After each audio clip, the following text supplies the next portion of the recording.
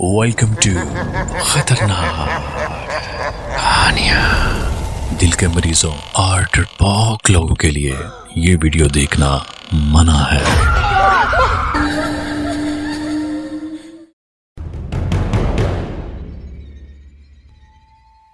تمام دیکھنے اور سننے والوں کو السلام علیکم۔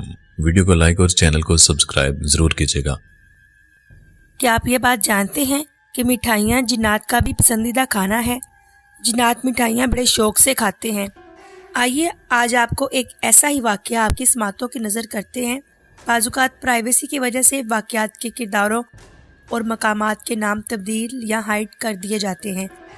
یہ واقعہ میرے دادا نے میرے والد کو سنایا تھا اور ساتھ ہی ایک تاکید بھی کی تھی۔ وہ تاکید میں بعد میں آپ کو بتاؤں گا، پہلے یہ واقعہ سن لیں۔ میرے دادا ایک نہایت پرہیزگار انسان تھے۔ 5 وقت کی نماز کے علاوہ وہ مختلف وظائف بھی کرتے تھے۔ صبح جیسے ہی ہماری مٹھائی کی دکان کھلتی، دادا پہلے دکان میں اگربتی جلاتے، پھر کچھ وظائف بھی پڑھ کر کام کا آغاز کرتے تھے۔ ان کا یہ ماننا تھا کہ ہماری روزی کی جگہ ہے، ان کی عزت کرنا ہی ہماری کامیابی کا باعث بنے گا۔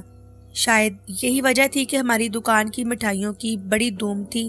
لوگ دور دور سے یہاں مٹھائی خریدنے آتے تھے۔ جمعرات کی ایک شام تھی، دادا جی دکان پر بیٹھے تھے۔ اس وقت مغرب کا ٹائم تھا اور دادا جی ابھی نماز پڑھنے جانے کا سوچ ہی رہے تھے۔ شلوار قمیض میں ایک صاحب دکان میں داخل ہوئے۔ ان کے داخل ہوتے ہی پوری دکان عطر کی بڑی اچھی خوشبو سے مہک اٹھی۔ وہ صاحب مطابت سے چلتے میرے دادا کے پاس آئے اور ادب سے بولے، بڑے صاحب، آپ کا کافی نام سنا ہے، ہمارے یہاں کل نیاز ہے، اس سلسلے میں حاضر ہوا ہوں۔ مجھے 20 تھال برفی کے درکار ہیں، کل عصر میں آ کر لے جاؤں گا۔ میرے دادا جو کافی غور سے انہیں دیکھ رہے تھے اور ان کی بات سن بھی رہے تھے، ان کے چپ ہونے پر فوراً ہی بولے، فکر ہی نہ کریں جناب، میں بذات خود باوضو ہو کر آپ کے لیے مٹھائی بناؤں گا اور خود ہی تھال بھی سیٹ کر دوں گا۔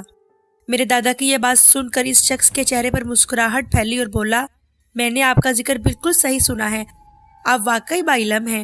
یہ سن کر میرے دادا ادب سے بولے، بس جی، اللہ کی عنایت ہے، ذرے کو آفتاب بنا دیتا ہے، لیکن حیرت مجھے اس بات پر ہے کہ یہ کیا آپ کے یہاں بھی نیاز ہوتی ہے؟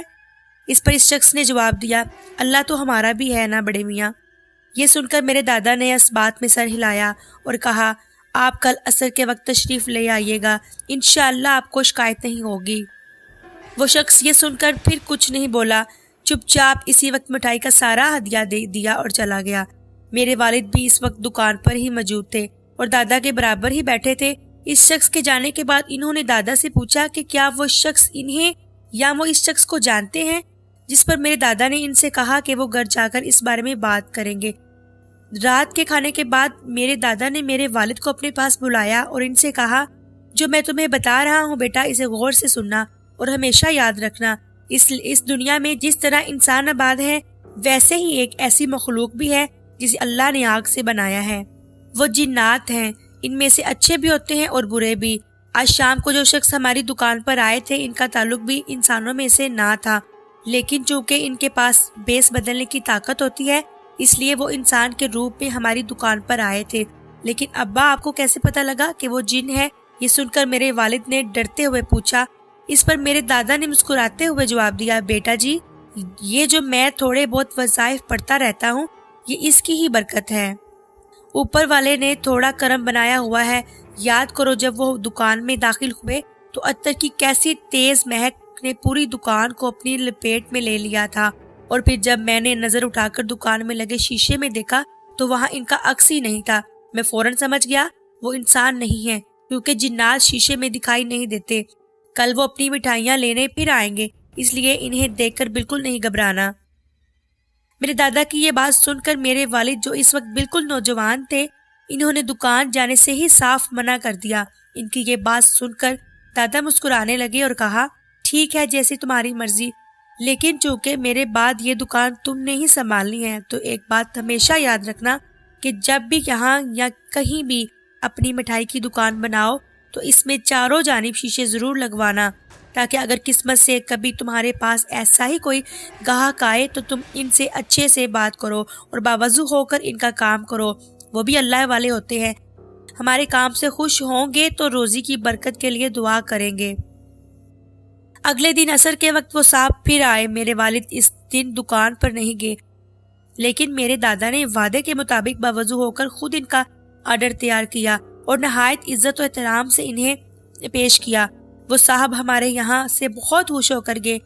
وہ دن اور آج کا دن ہے، ایسا لگتا ہے کہ جیسے اللہ ہم پر مہربان ہے۔ ہماری مٹھائیوں کی آج بھی پورے حیدرآباد میں دھوم ہے۔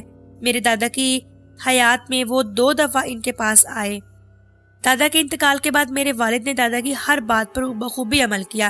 ہماری ہر برانچ میں چاروں جانب شیشے لگے ہوتے ہیں، جبکہ اگر ایسا کوئی آرڈر آتا تو میرے والد باوضو ہو کر ہی اس ہر چیز تیار کرتے۔ ان کی یہ بات سننے کے بعد میں نے غور کیا، اور آپ پاکستان کے کسی بھی شہر کے کسی بھی مٹھائی کی دکان پر چلے جائیے، آپ کو چاروں جانب شیشے لگے نظر آئیں گے۔ ان شیشوں کا ہونا ہر دکان کے لیے لازم ہے۔ اس سے یہ بات سامنے آتی ہے کہ اس کاروبار سے منسلک افراد کو بھی بخوبی اس حقیقت کا علم ہوتا ہے، اس لیے اپنے ان خاص گاہکوں کی پہچان کے لیے وہ یہ طریقہ اپناتے ہیں۔ اب اگر آپ کا کسی مٹھائی کی دکان پر جانا ہو تو اس بات کو نوٹ ضرور کیجیے گا، کیا پتا آپ کے برابر ہی کوئی ایسا انسان کھڑا ہو جس کا عکس شیشے میں دکھائی نہ دے۔